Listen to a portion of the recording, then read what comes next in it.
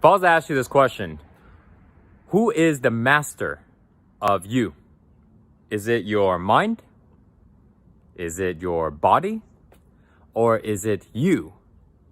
So if I was to ask somebody randomly on the street, they may just look at me, who's my master? What's the difference? Like, me, yeah, my mind, yeah, me.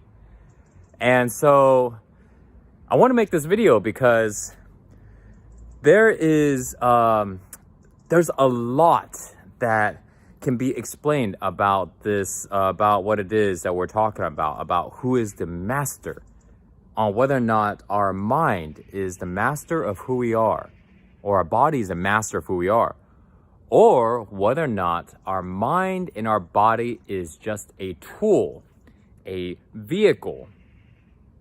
And so this is the basis. I would say this is one of the basis for self-realization. And self-realization is the term, I would say, of when somebody realizes that they are not their mind, nor are they their body, but that they are the consciousness that is observing their mind and that their body, but they are not neither of those. So if this makes perfect sense to you, perfect and awesome, then what I'm going to say will just be, you will pretty much agree, or just be some interesting points. If you're hearing this right now and you're going, I don't know what he's talking about. Like, that doesn't make any sense. It's not clicking and nothing is coming on. What? That doesn't make no sense.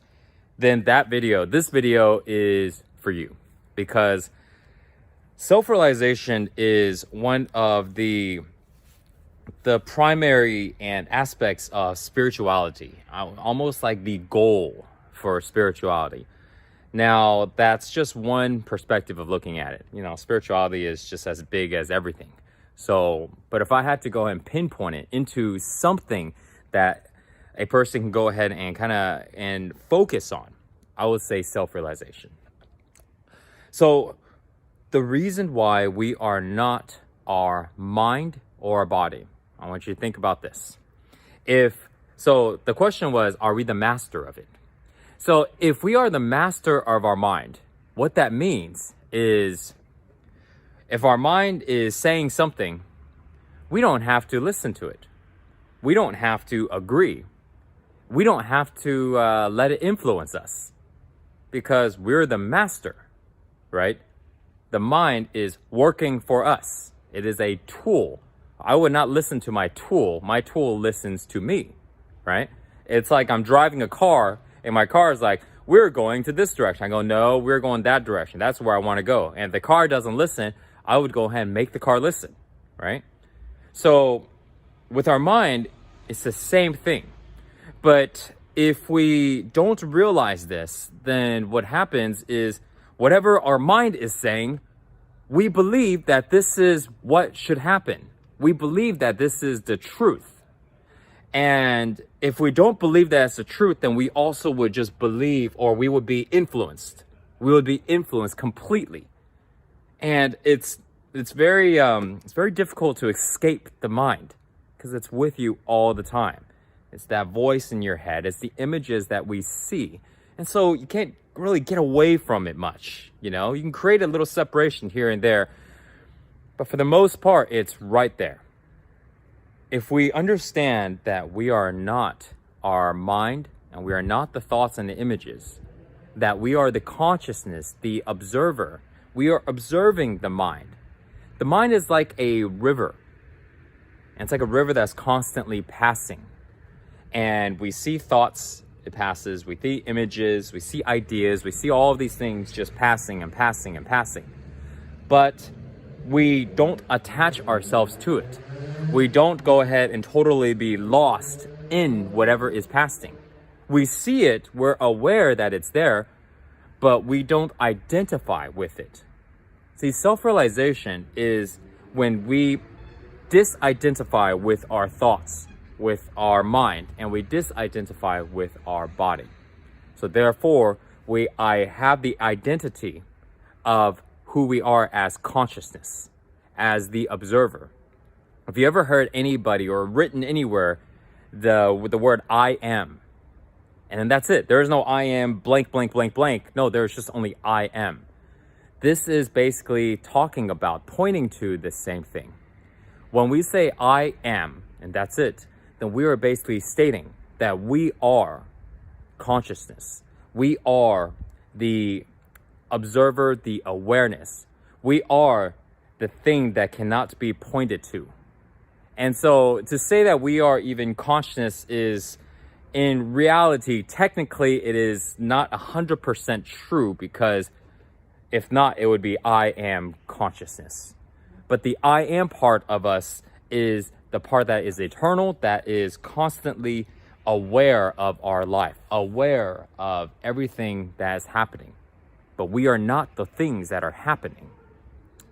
So this video can last for a very long time as we dive into a subject like this, But my point of the video is just to go ahead and plant a seed if this is something that is new to you, and just to have you start to look into it.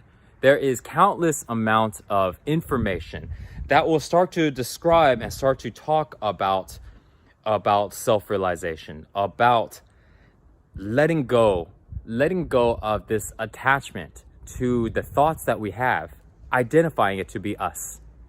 If I was to go and say, God, I'm having such a bad day, I hate this thing, and I hate this thing, and I hate this thing, God, my life sucks. And if I keep saying that, then one day I might go, you know what?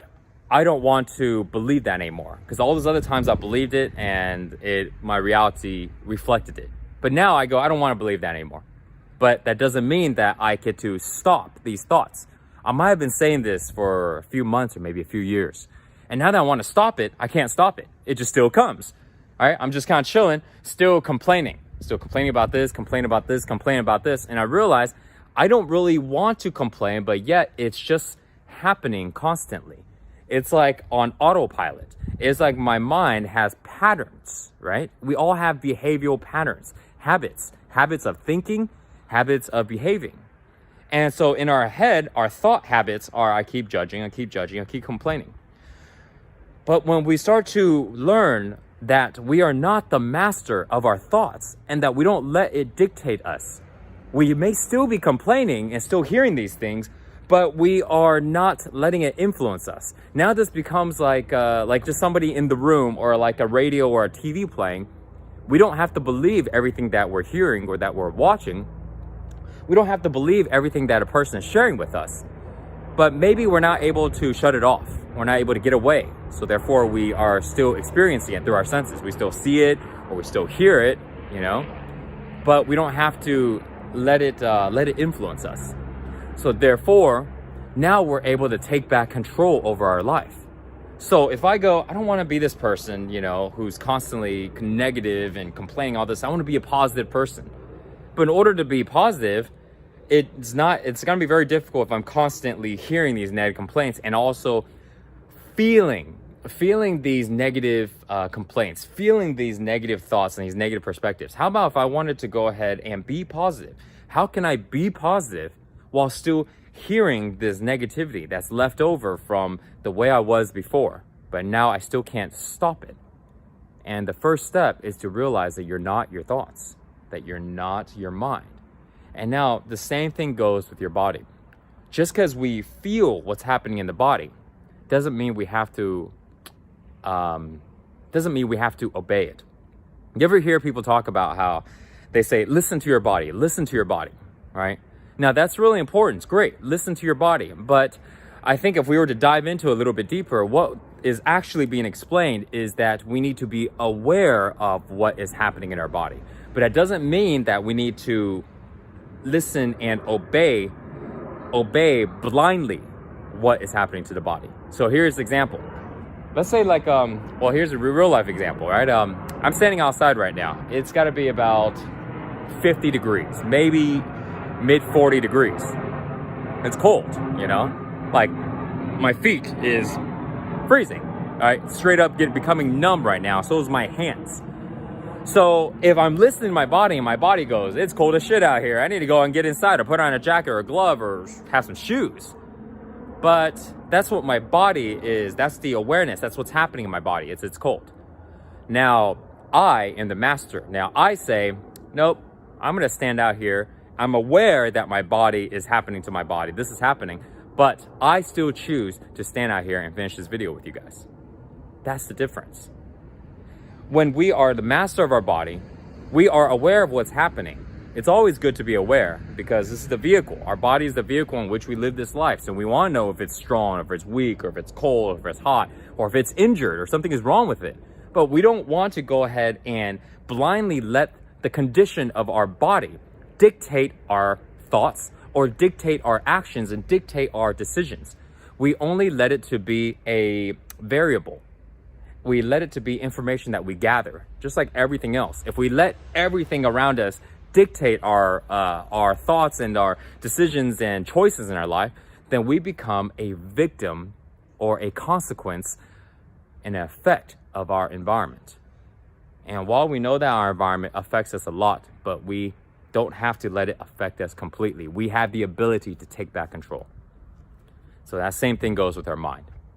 So let me know how this video goes. Share with me in the comments below. I'm doing my best to answer all the comments, but you know, it's a lot of comments coming from a lot of videos now. And but I want to get your opinions on this. This is a very deep subject, and so I completely understand if you have tons of questions. Great. Now it gives me some direction to go and see what other videos in this topic that I can share about. This is probably once this is understood, this concept, this topic is a very, very powerful topic to get into. And for the people that are looking into spirituality, for the people that are looking into plant medicines, that are looking into psychedelics, they're looking into a purpose, they're looking into understanding more about life, about themselves, this is right up your alley. And this is probably the very next thing that needs to be taken a look at, you know. So thanks for watching, guys. Later.